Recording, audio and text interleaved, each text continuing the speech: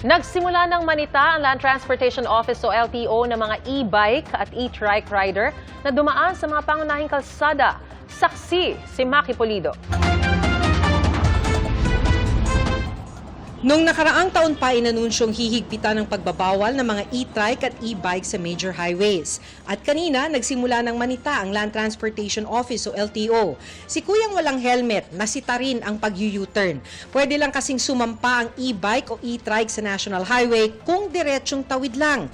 Pinagsabihan lang muna ang rider na umalis din naman agad sa highway. Bawal na po tayo dito sa Akala ko okay lang na pwede rito kasi sa may Hindi na po, sir. Sa Quirino Avenue, marami sa mga nasita ay walang mga lisensya o ID.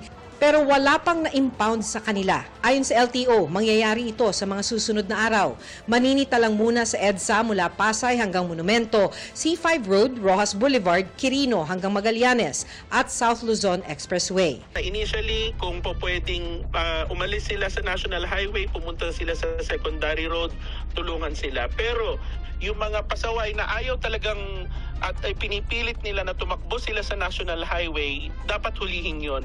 Kung may lisensya, tikitan. Kung walang lisensya, dapat i-impound.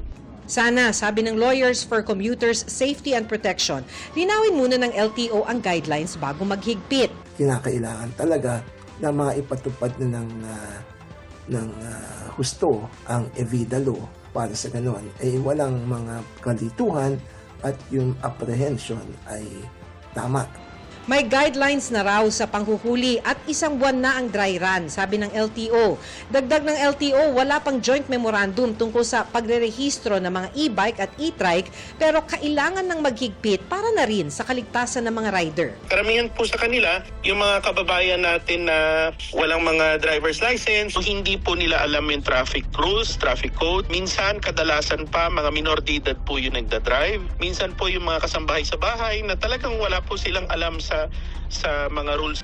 Pagliit ng kitang, ibig sabihin nito para kay Brian Makarangkat na sa pamamasada kinukuha ang pambuhay sa pamilya. Malit ang kita namin pag diyan sa looban. Wala pong sumasakay sa amin. Ang karamihan pong sumasakay sa amin, LRT, MRT, papunta din sa simbahan, heritage. Diyan po mga pasero namin.